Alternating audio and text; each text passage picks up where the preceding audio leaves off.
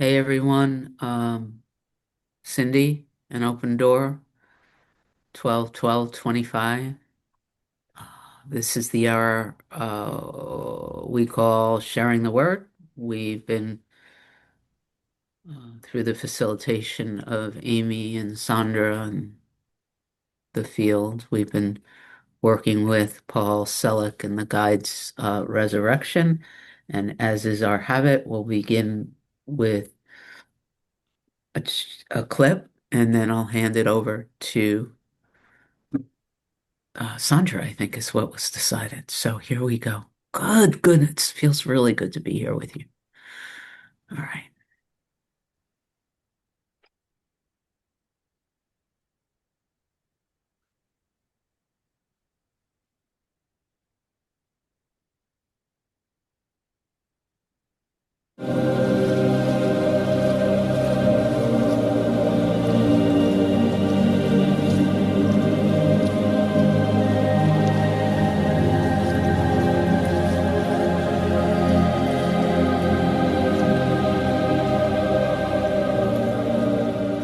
The blaze, which is the divine spark in ignition, is what is being addressed in these classes, and the blazing of one human soul in its fine and full way, I am of God, I am in God, I am with God, claims the same for all that they encounter. You are not espousing God, you are not prophesying in God's name, you are simply being as the light you are, and you are knowing or realizing that this light must be in you and consequently must be in all that you encounter, in God, of God, with God. Now, to say I am in God and to know that this is true for all is an equivalency that can be claimed. When you announce the claim, I am in God, I am of God, I am with God, you are serving in a certain way that you may not comprehend until the alignment is present in fullness. The claim I am in God is the universal claim of equivalency, because God must be present in, of, and with all things. And your alignment at this level is not pretending that you are one with God. It is saying that you cannot not be. It must be so. It can be so. It is so. Nothing is claimed as absolute until it is first claimed as potential. And the claim, I am in God, I am of God, I am with God, actually transforms the environment or the energetic plane that you have been abiding in and supports its realization in the higher octave that you have been attuned to. Now, if you were to say for the collective, we are in God, we are of God, we are with God, you're also claiming what is always true. And in making this claim, you are releasing the denial of the divine that has been proffered or in some ways anchored in the manifest plane. When you announce this for another, you are not converting them or not asking them to believe what you believe. You are knowing them as they can only be known in truth. You are in God, whether or not you know it. You are of God, whether or not you agree to it. And you are with God, whether or not you feel that that is so. When these claims become alignment, when the alignment is present through the invocation of the claim and then the action of the claim upon the consciousness, the physical self, the energetic being that you are, the energetic being that you are claims this expression, and how you serve is how you are expressed at this level.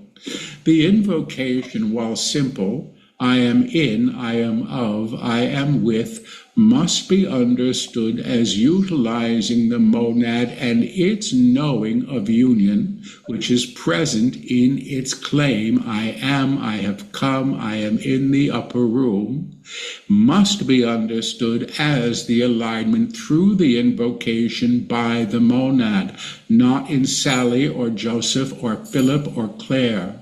The name I am is the universal name of the divine self. So I am in the upper room is invoked as the divine self, and it is the I am self that has come, that has come, that has come, that makes all things new, that claims a new world before him or her through the alignment she heralds, and knows herself in the agreement to source. It will be so. God is, God is, God is. At that level of tone, at that level of accord, the claim I am with, I am of, I am in God, I am of God, I am with God, is the expression from the upper room of the one who has come and is knowing all in accord, vibrational accord with the spark that has now become the flame, that is now ablaze in and of and with each thing that you encounter.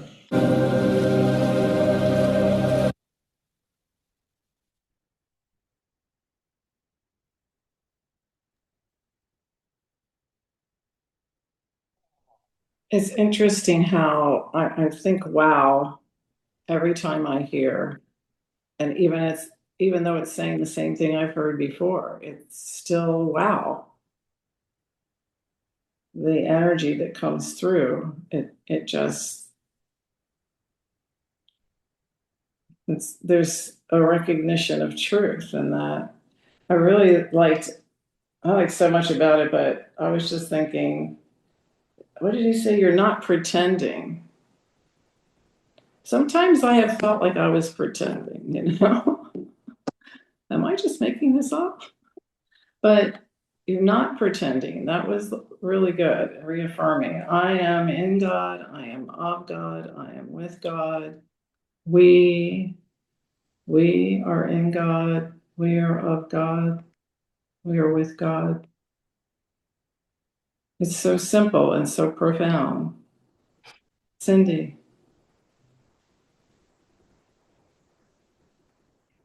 Um, there's the three word sentence from the teaching we shared on Monday from A Course in Miracles that feels like it's this for me.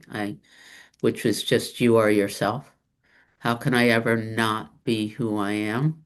And really, there's another quote I'm working with from Joel Goldsmith today, which reads,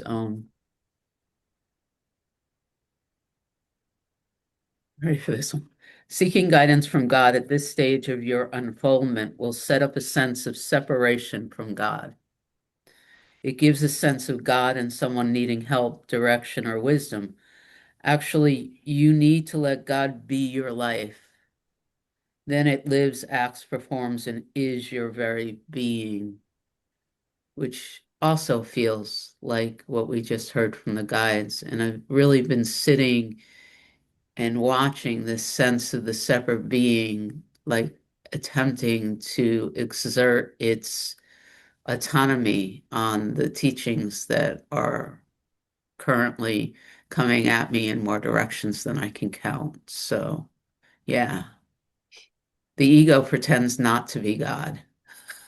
It's the invert, right? Everything in the world, according to A Course in Miracles, the world is the inverse of the truth or the opposite of the truth. So Yes, when we're as I am more immersed in these teachings, it's more about being lived and allowing the living as was it Sonia yesterday, as she said, from the spirit, not from the ego. She called it the spirit. So just coming back over and over again to the truth of being, to the truth of the spirit, and then emanating from that as divine being without any, there's, it's the opposite of what we think. It's not egotistical at all. It's actually very humbling. So, Yeah, the lines that really pull out from me from A Course in Miracles, which we read last night, was you cannot be totally committed sometimes. that's interesting. I wasn't there last night, but I wrote that in the front of my Course in Miracles book. I wrote it in the very beginning after I read that. You cannot be totally committed some of the time. No, and also reality cannot be partly appreciated. I mean, it's what both you and Cindy were just saying. You cannot partially appreciate what is, right? It's Aren't you like stunned every time you realize this over and over? I mean, it's like stunning. It's it is. amazing. It's like, let's not just let those words go by and not appreciate how amazing they are. Wish I had another word for that. I just feel like I say that words all the time, but it's, huh. Anyway, let's get back to the book. Who would like to read today? I'll read. I've got Amy and Cindy and Rick. Thank you. And we're on page 77, the paragraph second from the bottom that starts with the words now we will say this to Paul. Is everybody there? And if I haven't said it, good morning, my sweet friends, to each of you. I like looking at each of you. Okay, Amy, you're up. Okay. Now, we will say this to Paul. We know you have questions. We are taking them as we understand them, but please let us resume as we wish. The memory of any pain can be reknown, can be reclaimed. The choice is up to you. Most of you believe that you will always be held captive by what happened to you, what this one said or did, what those people decided, or how this country has chosen to operate, or that one. To perpetuate a crime against the self is to deny the divine its own act of redemption through you. Do you understand this? God can never be where the pain was. Puts God in the box outside of the field.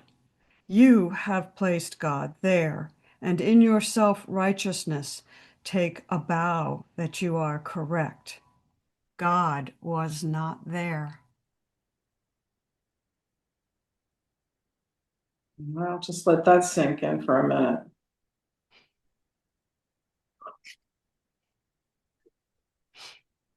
Any comments, Rana?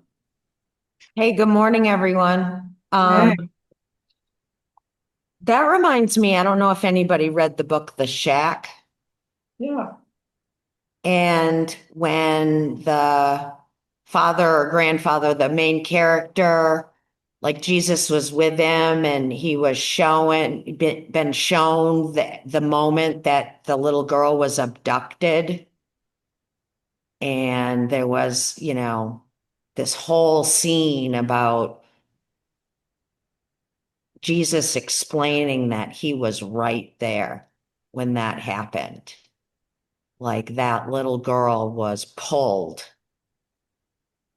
like out of the physical experience prior to. Like Jesus said, I was right there with her the whole time. So that's what that reminds me of. And it's very interesting for me these days to, like, I just had this revelation this morning, like God is in thyroid cancer, right? It's just another expression. And to envelop that and not to resist it. And having conversation with some of my recovery friends this morning, somebody said, F cancer. And I said, no. I said, welcome it. It's part of God's being. And man, that's not me saying any of that, you know? That so it's like the realization is coming, even though the small self doesn't even really believe what's being said yet. But it's a transformation for sure. Thank you. That was so beautiful, Rana. You brought back a memory for me. Um, it was actually a person in my church who gave me a letter someone had written after my daughter died, and he was talking about his cancer treatment. And in it, he said, "I'm not going to waste this experience. I'm not going to waste the cancer." And it brought me to an understanding that the experience of grieving wasn't something to push away, not to waste it. It was an experience I was given, and that through it, I was held, just like you said, Jesus was there. I was held. As I embraced it, I was held, and it lightened. I don't even know how to explain it, but I liked that phrase got to me, like, don't waste this experience. And I think what you're saying is that yes, God is in everything. The pain can be re-known, can be reclaimed. The choice is up to you. Many of you believe that you will always be held captive by what happened to you. You're not held captive. It's not a punishment. It's an experience. We may not understand it.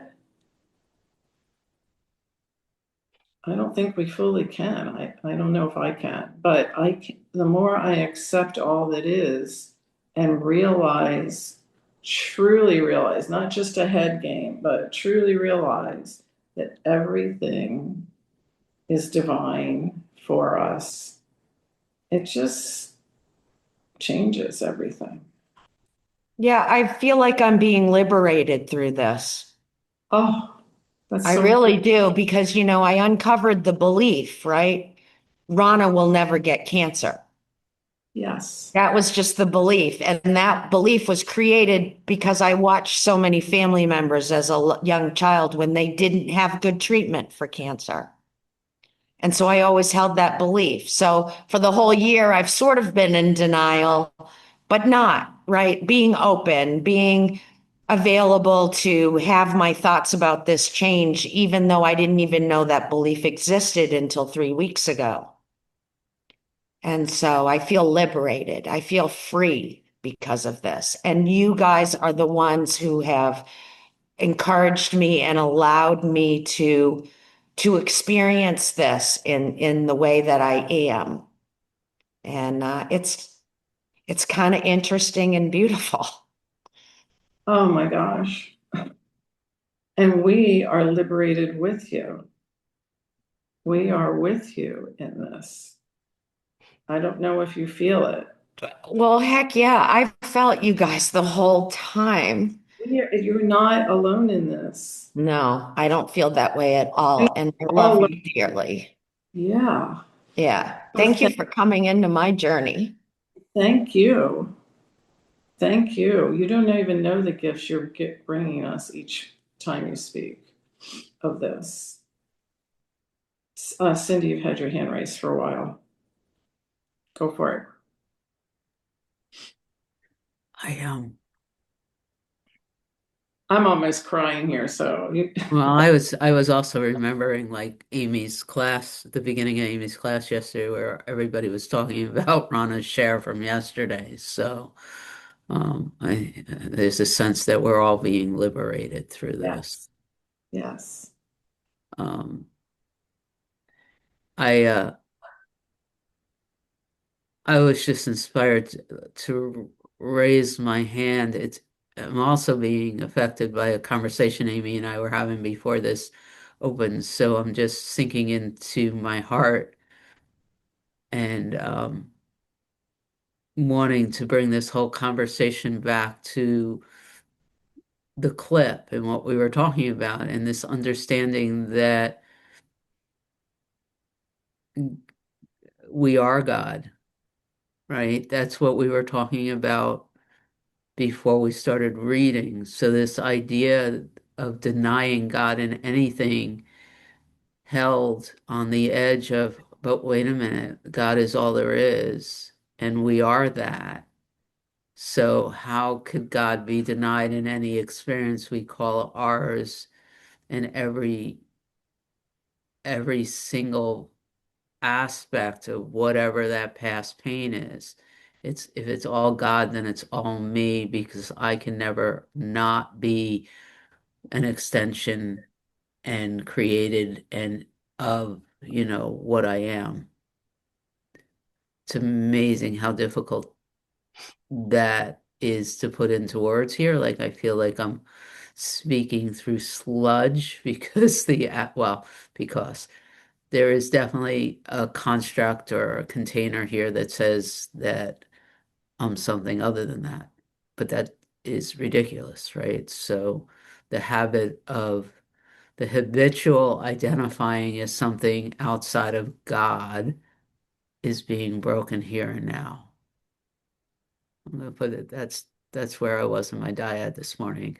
The habit of continually using my words and thoughts to identify as something other than God or the universe or the Tao ends now. So, how could God not be in the past or in my left breast or in what's left of the thyroid or in whatever experience is coming up, since it's all that? Yes. Thank you, Cindy. Amy, did you have any comments on that paragraph you just read? Did you want to add anything?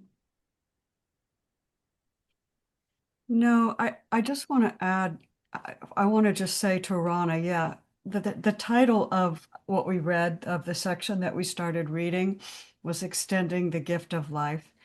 And it was just noted that what you gave that the nurse responded to when she said that you were such a nice person, the nicest person, was that you were extending the gift of life, and she recognized that.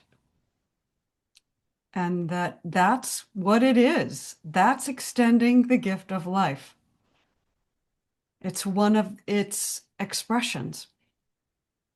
The last thing I just want to share is, and this is on topic, but in maybe an oblique way. Good, Rana. I woke up last night and I went into a meditation. I realized that there was a feeling arising that was a feeling of isolation. And so I went in and did some investigation of it. And I know where the feeling came from, but I really tried to get as deeply into the awareness of what that isolation was as I could. And I found myself being aware of being aware and just resting in consciousness and opening as much as I could to the question, what am I? Which relates to this. I am in God, I am of God, I am with God. And what am I? And I came up to a black wall. I mean, as black as this shirt that I'm wearing. I could be aware of being aware, but I couldn't get any further than that. What am I? All I could get was this awareness. And there was something in me that wanted something more because this awareness was feeling lonely and it wasn't feeling that love. And so I was trying to open and get out of the way as much as I could to let the love just show itself. And all I got was this black wall. And so I went into, well, awareness is aware of the black wall. Awareness is aware of that. And resting in that and just seeing what came up from that. And that was as far as I could get. And I'm sharing this because I think we all look for the bells and whistles. You know, we want there to be something more. When we get to that, we want there to just be this bliss. And sometimes there's not bliss there. It's just this pure awareness of being aware. And I'm sharing that in the hopes that if anyone else has gone to that point or resided in that point, if you would share what happened on your path, what did you find? Because we've all gone there. So and I don't want to divert this gathering or this teaching in any way. I don't want to. I just wanted to put that on the table. I don't think anything we say is ever diverting. It's always what it is, it's what needs to be done, said. And as you were speaking, well, I want to let Pat speak first. Pat, go ahead. Patricia, I'm sorry, Patricia. Thank you. Because we have a Pat and we have I a. see that. I'm sorry. Yeah, that's okay. Good morning, everyone. It's wonderful to be here. Amy, I just kind of like to build on that from my own experience. A few nights ago, I woke up and I started to just be in awareness. And I stayed in awareness, and it was like 3 o'clock in the morning. And I stayed in awareness, and I stayed in there, and I stayed it. And what I was hoping for was white light or some light. It was just dark. It was just darkness. And I said, I don't want darkness. I could feel the ego saying, I don't want this. I want light. But what it was darkness. And it was like having to accept that and feeling this feeling of disappointment and just kind of, a kind of a darkness inside myself. And as soon as I was aware of that, I just let that go and came back to the darkness because that's all that was at that moment. So I understand. Thank you. Yeah, it's very easy to think that if you do the work that you will find something. Who's doing that work? It's just the ego that's doing the work. What was arising was an awareness of the sense of isolation. That was what was moving through, Mm-hmm. and just staying in that, resting in it as the awareness. It's very delicate. It's so delicate. And staying in the what is of what is. Yeah. And the fear arises, is that all there is? Is this darkness? Is that what death is about? Just darkness? So I was aware of that and then came back to the darkness. But that was tough. Yeah. I didn't want to be in the darkness. No, it's very uncomfortable. And Mhm. so we just keep going back to be what is aware of being aware. Mhm. Um, Yeah. it's and being aware if you're looking for something, being aware if the mind is looking for something to relieve itself from itself, Mhm. right? From the darkness. Because that's what it will always go there eventually. Mhm. But Yeah. using the mind is only helpful to a certain point. Otherwise, you reach a point where there just has to be resting in what is Mhm. without any commentary. Yep. That's what I've come to anyway. That's why I come back here because This is where so much wisdom resides, and there's no one I could really bring this up to and share this with, but this group. And so, I think it's always helpful. I know, I know it's always helpful to us to hear our individual experiences of what is, because there isn't a formula. no, There is no formula. I wanted a formula, but there isn't one. And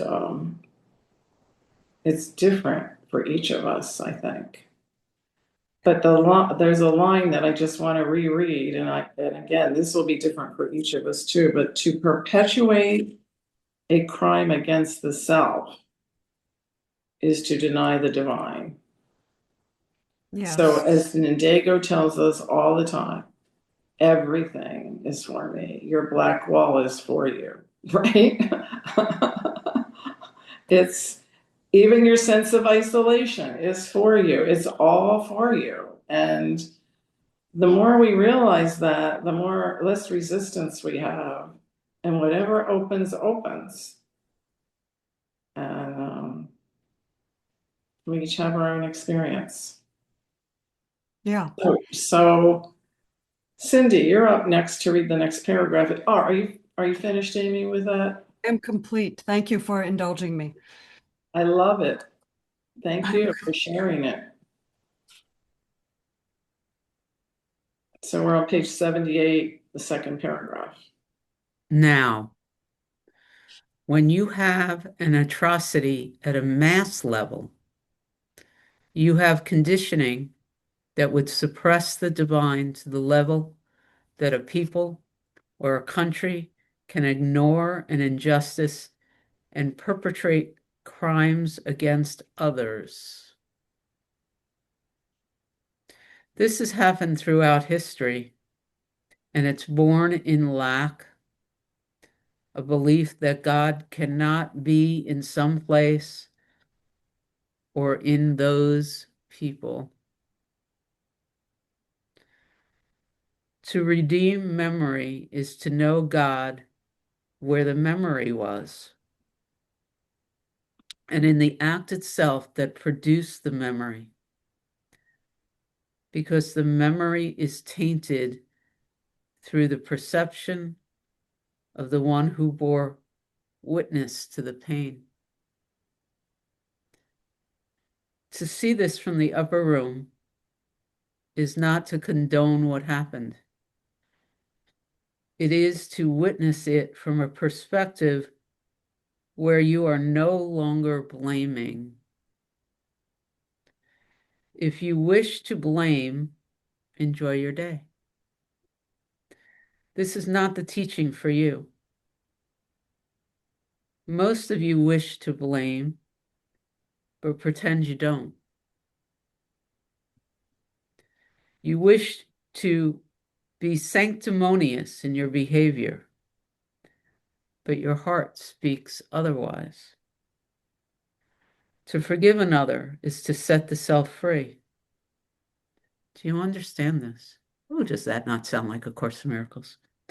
To punish another, to condemn another, to decide another is unworthy of the kingdom, is to place yourself right in the middle of nothing. And by that we mean your choice to put another in darkness has confirmed your own place there. I started watching a mini-series yesterday, I think, called Mrs. America. Has anyone seen that? Oh my God. It's on Hulu, and it's the acting is extraordinary, and it's related to the 1970s and both sides of the ERA movement. And I was chills, so I'm saying this for myself and somebody else. The first episode was focusing on this woman, Phyllis Schlafly. Schlafly. And what was most unique for me in watching that was how passionate she was that in her belief she was doing the right thing. And at one point, and also the subtle ways where she was being, treated like a second class woman. And it's just phenomenally well done. But she was on the Phil Donahue show. And afterwards, he looked at her and he said, "Have you done any fact checking?" And because she's sitting there saying that if the ERA passes, then there won't all bathrooms will become unisex bathrooms and your children will be on the front lines of every war. That was her argument. And all widows' benefits and divorce decrees are going to be eliminated, right? That was her argument. And he asked her, "Have you done any fact checking?" And her response was something like, in communist Russia, did they not promise everyone all the food, and how free was that? Like, I don't know, the whole thing has lit up a whole bunch of stuff here about fundamentalism, about doing what's right, about fact checking, and what does that really mean? And it's an interesting thing to sit and watch something like that with the Holy Spirit and being very aware of where I am today. So that's what was coming up as I was reading this. Hmm. Anybody else have any comments on this? I'm going to check out that series, Cindy. Yeah, I just keep coming. I mean, sanctimonious in your behavior. Boy, do I remember being sanctimonious about many things. Oh, jeez. But I can reclaim that memory. I can reclaim that. She was doing the best she could with the. Yeah, just if you wish to blame, enjoy your day. You pretend. Go ahead. I'm thinking about something that we talked about on Thursday. Sonia was talking about laughter and Yeah. how great laughter is as a way to bring spirit in. And so I've been looking. I love Instagram funny things, and there's this guy on Instagram that looks like a total redneck. I mean, complete. He's a chubby, kind of red-haired, got a big beard, and he's got a sweatshirt on and his hat and his, just whatever you could do. And he's talking like Donald Trump, and he's talking about. He said something like, I feel a chill today. And then he turns into Donald Trump talking about a chill and what a chill is. And he's got the voice down absolutely perfectly. And what that is reclaiming. And I love it because he's reclaiming someone who's in authority, who wants to speak as though they're in authority about all things, and to which many of us are just kind of like, ah. But he's doing it in a funny way, which really loosens that person's grip on my mind. It loosens my response and my reaction. And there was another woman who was talking about Petey Hegseth and how she only calls him Petey because that makes it gives a sense of humor about what he is and what he's doing. And I think part of it is we can't take this world so seriously. And so that's It's even better when we can laugh at ourselves. yes. I mean, I do Yes. some crazy stuff. No end to it. I'm not going to tell you all the crazy stuff I do, but I can get a good laugh out of it, really. Yeah. Especially when Yeah. Boy. I Okay. love it when an author in the book says, if you don't agree with this, you don't need this reading. Yeah. And that's what they said, basically. This is not for you. Right. If you wish to blame, this is not for you. And I have to I mean, there's a lot of admission that comes through a 12-step program, but also through this work. It's like, I admit that I do have a tendency to blame and to criticize. It comes in like a flying dart right into my head. Even when I'm thinking I'm being so spiritual and loving, and the next second in comes this like dart. And the best part that I've learned is to see it happening, know it's there, know it's like an old pattern, and I don't have to listen to that anymore. I don't have to perpetuate a crime against myself, which is what I'm doing every time I let that come in. So I, and then I can go, there she goes again, very lightly. It's not like, oh my God, I can't get rid of those thoughts. No, it's not like that anymore. It's just like flicking it off my shoulder. There she goes again. I like laughing at myself when that happens Yeah. Yeah. instead of blaming myself, Yeah. Because blaming yourself just leads to blaming others. Right. So it's all like a big swamp you get stuck in and you're trying to trudge through. I don't want to be there anymore. So, Rick is up next. Moving us along. sorry. Next No, paragraph. no, no, no, no, no, no, no. Just laughing at ourselves. I'm just Okay. laughing at ourselves. Rule 62, check C. It helps, doesn't it, when you just laugh at yourself? Absolutely. If Love you, a good belly laugh. All right, so Rick. I'm up next.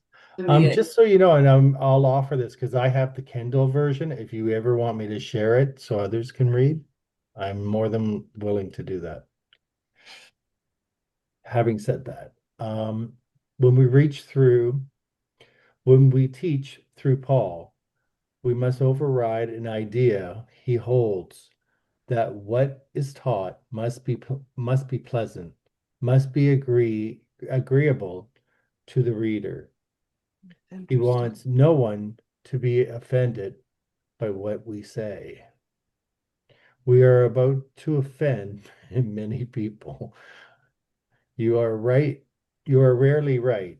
Do you know this? Sorry, I just switched screens. Don't you love that line, Rick? Yeah, I You do. were rarely right. Did you know that? I did. I enjoyed that one. Must be agreeable to the reader. He wants no one to be offended by what we say. We are about to offend people. You are rarely right. Did you know this? Even your idea of right and wrong and the moral codes you subscribe to are born in a history that has been tainted by fear. And your idea of doing the right thing, while it may be noble and a good effect, is primarily born in the fear of doing the wrong thing. Oof. How many of you would steal if you thought you wouldn't get caught? How many of you would murder if it was okay to murder? You would all say no, I would never do that.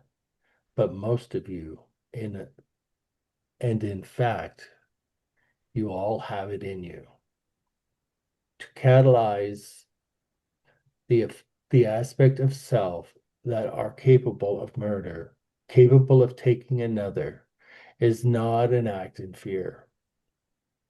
To reclaim them is an act of love.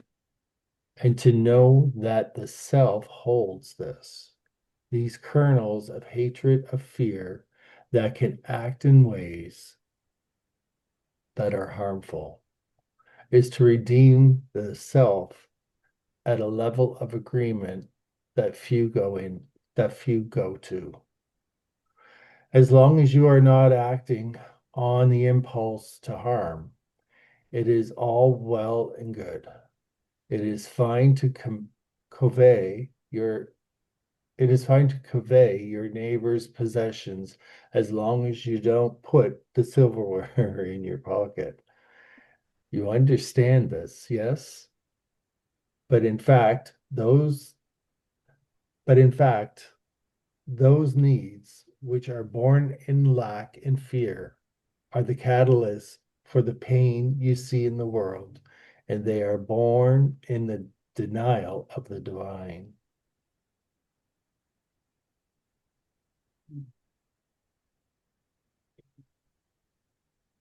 Any comments?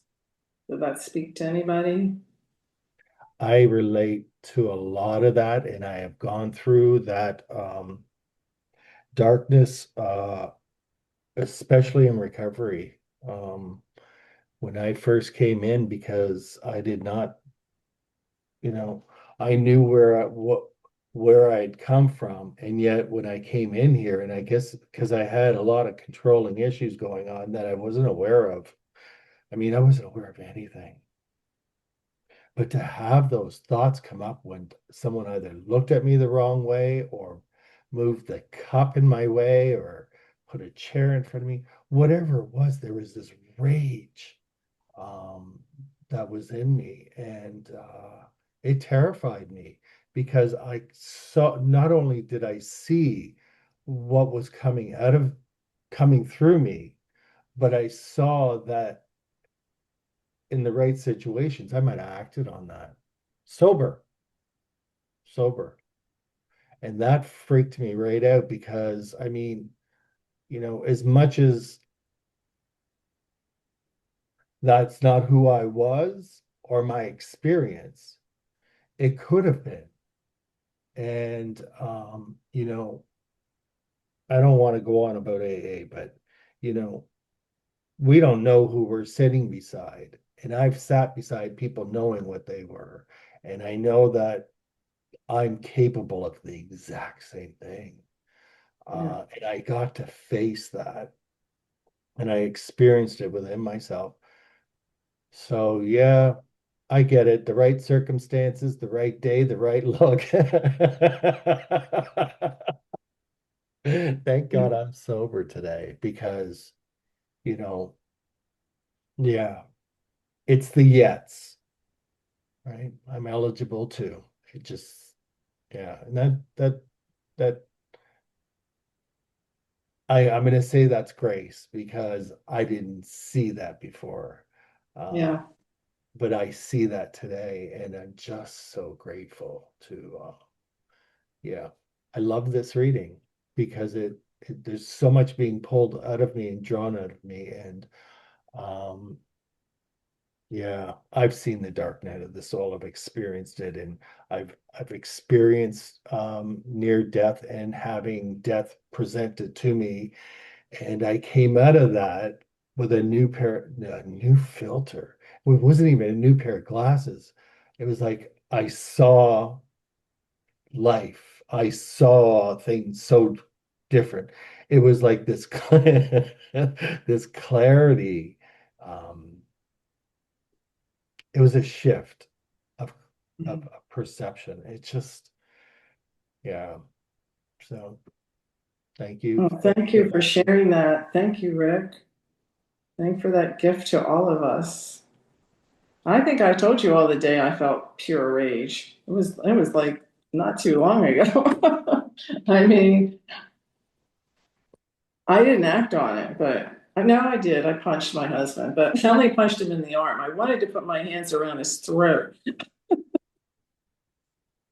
I mean, I'm laughing because really, I like, where did that come from? It was it wasn't even a big thing, but it was like the pure rage.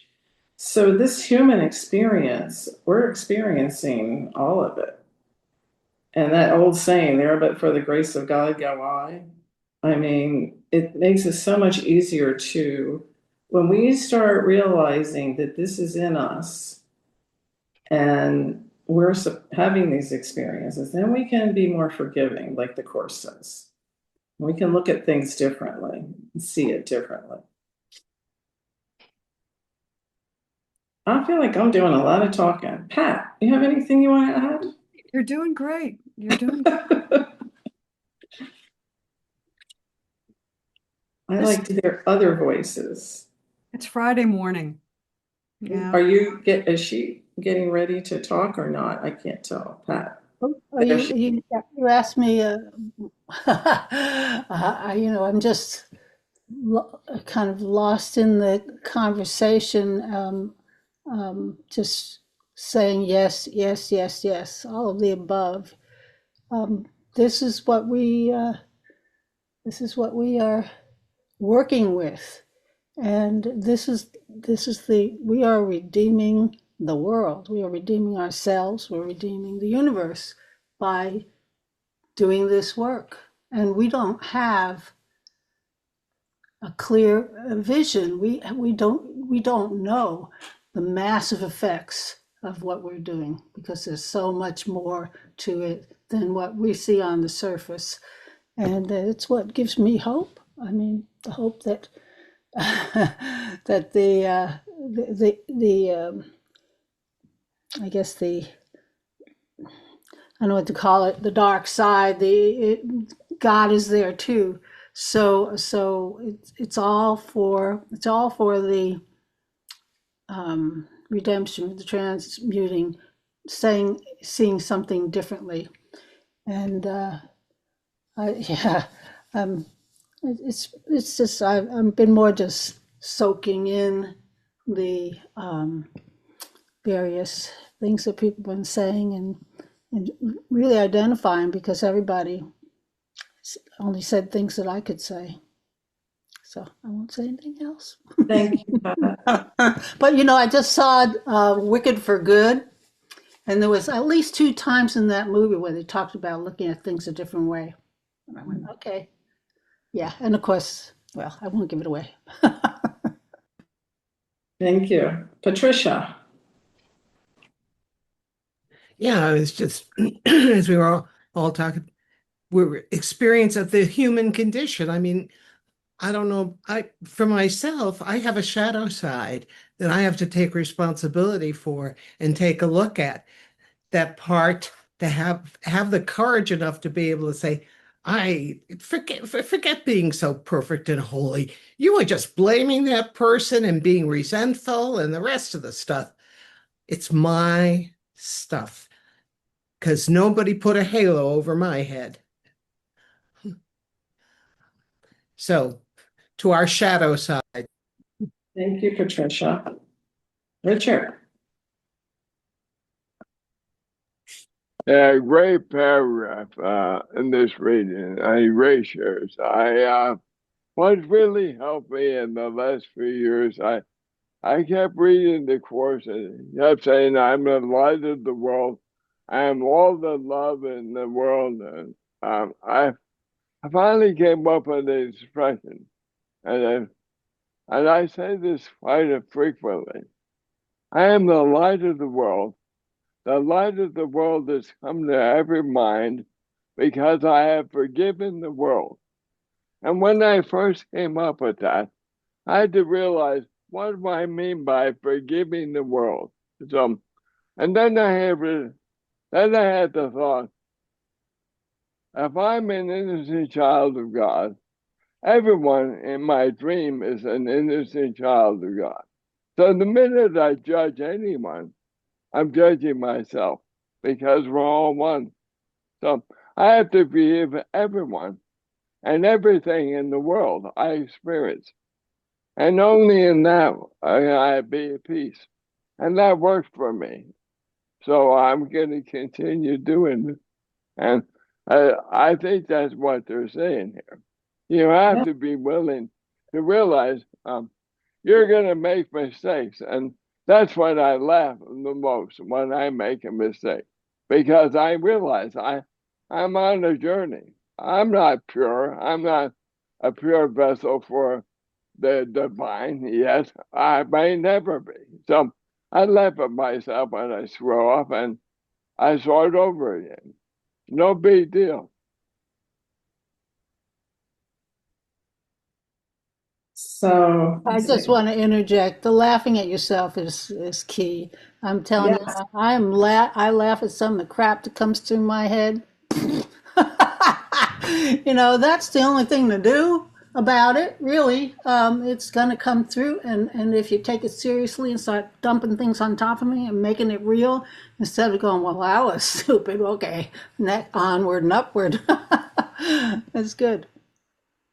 Yeah, and then like for me, I'm like, what is this revealing to me now that I see it differently? What is being revealed to me?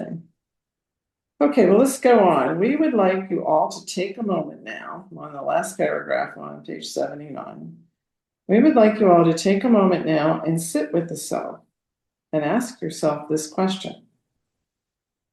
Are there any aspects of my being that are capable of hatred, capable of judgment, capable of murder, or any other thing you can think of? If the answer is yes, we invite you to do this with us very softly, please.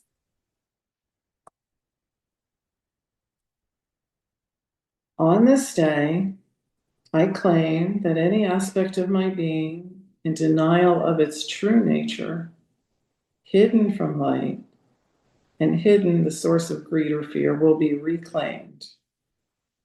I read that wrong. On this day, I claim that any aspect of my being in denial of its true nature, hidden from light, and the source of greed or fear will be reclaimed. Any aspect of self that breeds violence will now be reknown as of God and chosen anew, re-identified, and brought to the light so it may be reknown. Again now, see yourself in a field and see these aspects of self that are within you also surrounding you, and align them to the divine nature that must be all things. You may say these words if you wish. I am free. I am free. I am free. I am in the upper room. I have come. I have come. I have come. And to your creations now you say this. Behold, I make all things new. God is. God is. God is. And allow the vibration of the divine to release you from what you have denied, from what you have invoked in fear, and what you may provoke in action through acquiescing to the deed that they endeavor to make. We say this to each of you now. We will support you in this through our claims on your behalf. You have come. You have come. You have come. We see you in the upper room. Behold, I make all things new. God is. God is. God is. And let the vibration of these words lift you, recalibrate, speak again through you. God is. God is. God is. At the level of tone and choice that you have come to. We say this now. It will be so. God is. God is. God is. Stop now, please. Period. Always get a chuckle out of that. Period.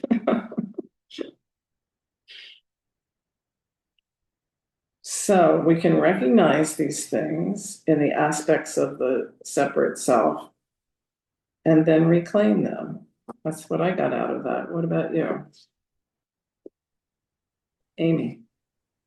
What came to my mind as you were reading this was Freud and the book Civilization and Its Discontents, in which, and Patricia will correct me if I'm wrong, but in which Freud essentially says that without the confines of morality and civilization, and I think he includes religion and laws, human laws, the human being would just go bananas like a 2-year-old and would see everything as separate, and given the opportunity would take whatever they wanted and do whatever they wanted to anyone else. And that without the confines of imposed morality, the human mind is basically uncontrollable and undeniably bad. And I just wanted to think about what the guides are saying in terms of that. And I mean, Freud got a lot of things right, but he got a lot of things wrong too, because this is actually going more deeply into what we are in truth. And anyway, that's what this brought up for me. And it's interesting to look at the whole world as going more deeply into what motivates us as a species, as civilization, as society, and seeing the oneness in everything. And that's the only thing that will change, that will level the playing field, that will change everything, because laws will always be broken. But when you have the deep understanding that everyone is yourself, you transcend the need for law. That's what comes to me.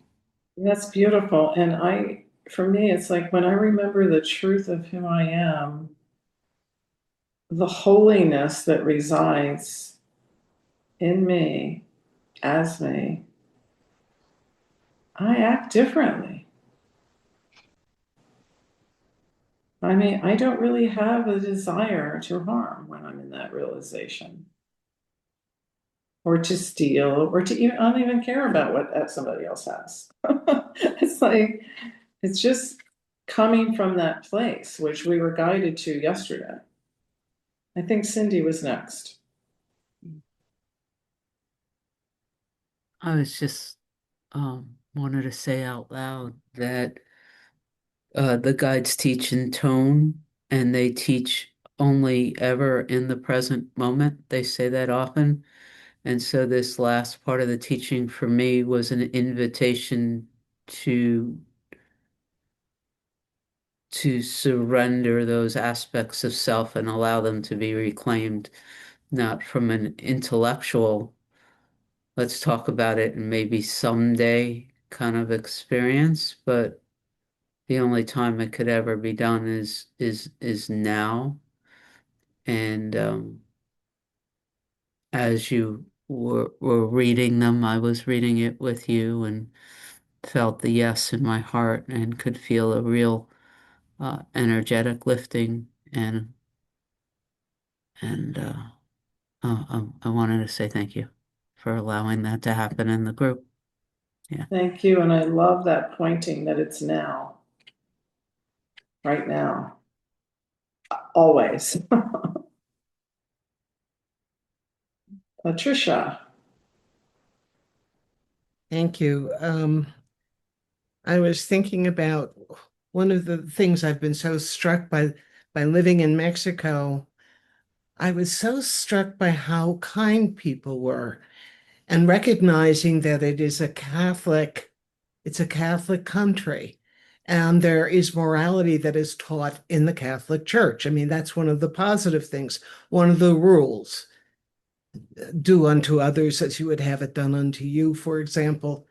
And there's a kindness and a generosity that is palpable that I've experienced. You know, if I tripped and fell, somebody came and helped me. If I was trying to get into a car and was having difficulty when I broke my shoulder, there was always someone there who wanted to help.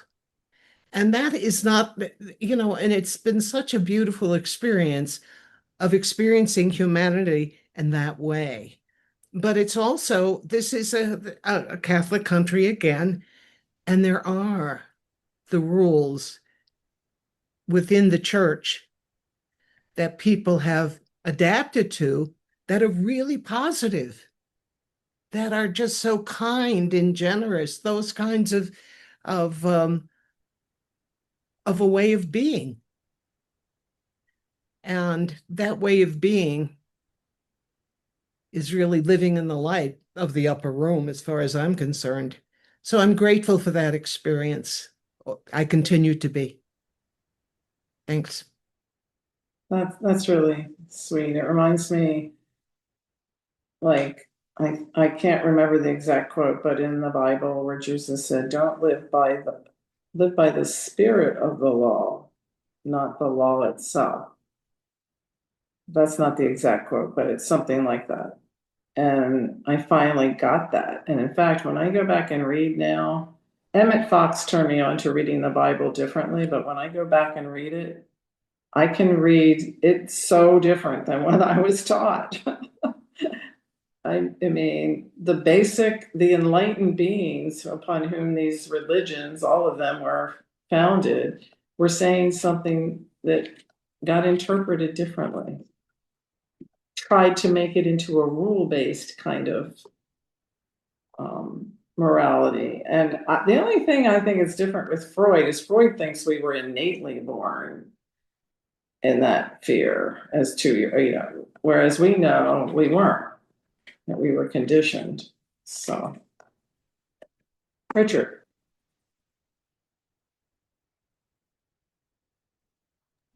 Gray shares. This is why I fell in love with Hawkins, because my analysis of the world before I met him, the force, was we're all capable of horrible things. And look at our history. And if we think as an individual, I can never do that, you're lying to yourself, because we're all capable of doing anything, regardless of the range. And so what religion did, I think, in government, it set some boundaries for activity, way to act in the world. And they meant well, but over the years we saw where we killed other people, because of God. We chose God as a God, they're ungodly, so kill them. So although there were many positive things about government and religion, we've moved on. What are we moving to? It's the evolution of the species in consciousness. And that's what Hawkins attempted to chart, was what does it mean to be conscious?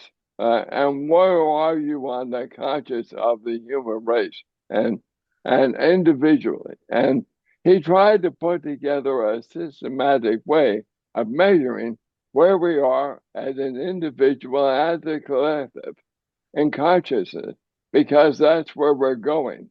And so it's a more sophisticated way of examining good and bad, or government, the need for government, or the need for religion.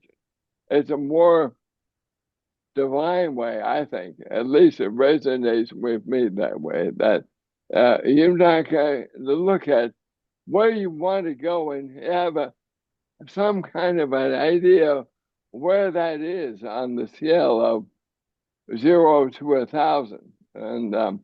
And that does really help me with my opening my mind and practicing all the things, reading books like this, and the Course in Miracles and the 12-step program. All of that stuff is help me really expand my open-mindedness to a point where I'm no longer concerned about the activity or things in the world.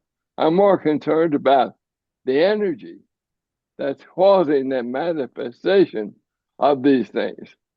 And every time it takes me back to where are we consciously? So that helps me to live in this world of chaos and love and a divine being in everything, even though it appears to be not right.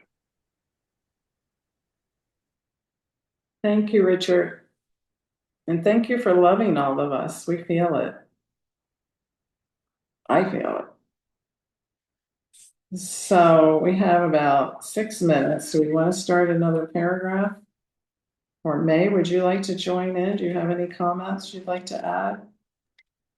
We love hearing from you. I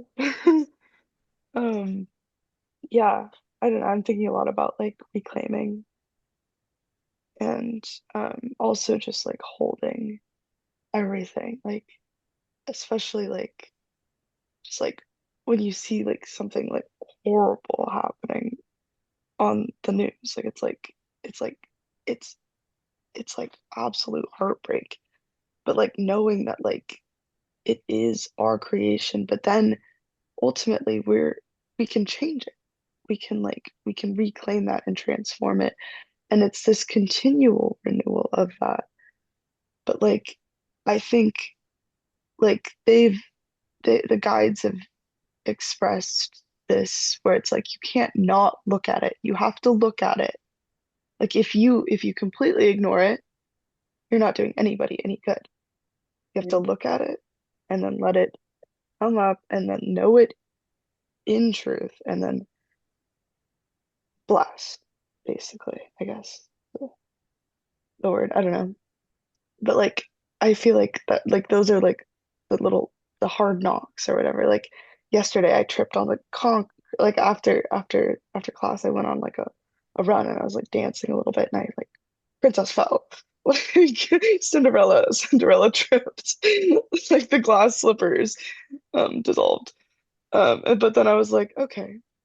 And that's on like check yourself before you wreck yourself. And like that's kind of how I view whenever I like lose something or like anything like and like I had lost my sunglasses and I was like, oh my gosh, they fell out of my pocket and I was like expecting them to be gone, but I turned around on the corner, walked a block and they were still there, even though like I've been the person to like somebody left their sunglasses at a coffee shop, like at the coffee shop I work at, never picked them up and I'm like, well, I guess they're I'm like, nobody wants them. But like it was like a moment of grace. I don't know. That was kind of random, but um yeah, this whole section that we've read today is really in alignment with the section of the course we read yesterday, which is cool to have like a second. It keeps happening, doesn't it? There's no mistakes. There are no mistakes. And the more we're able to recognize that, I think is where our power really lies. Anyway. I feel like every time we click on the buttons and come into the open door and we're here together, we are having a massive impact on the world. I feel it. Much more than we realize, you know. I feel it in my heart center. Yeah. Yeah. Amy said earlier, you cannot be partially committed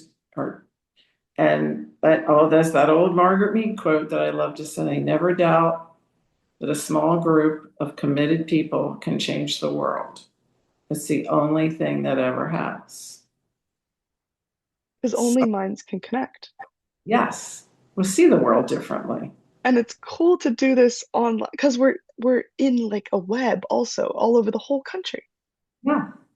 It's we're in the quantum field. We're entangled.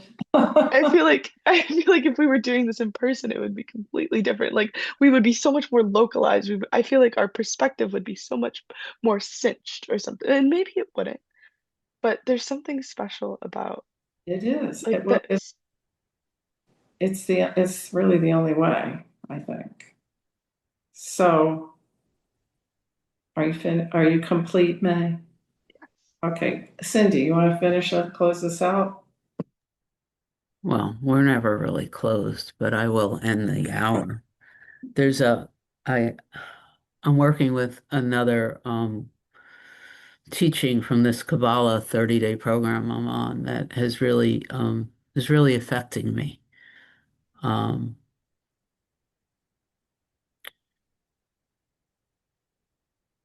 I've spent a lot of time going, the world is effect, not cause. The world is effect, not cause, right?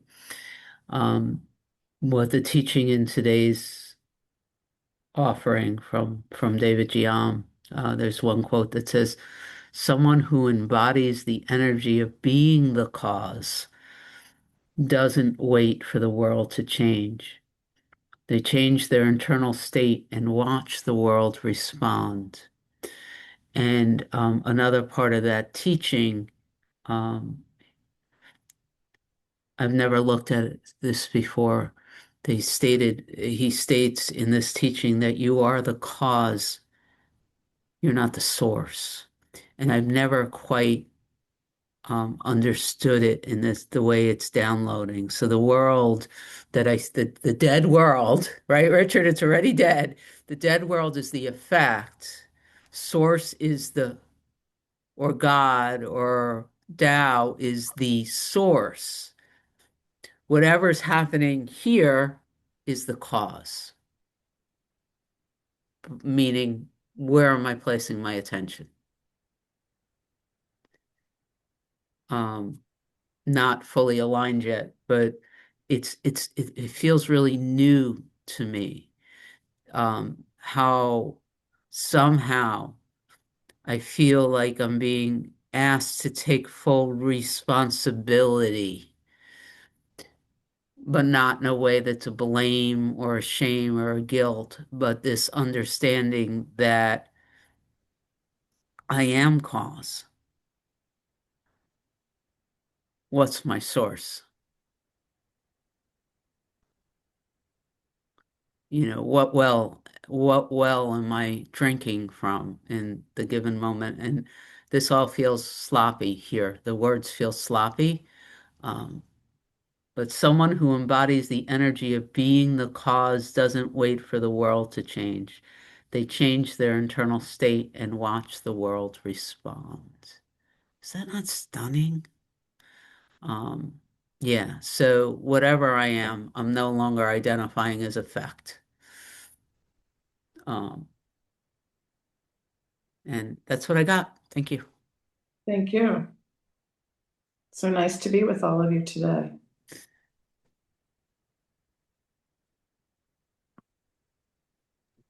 All right. Sandra, that was a great job. Thank you all. Thank you. Thank you. Thanks. Good to be here with you all.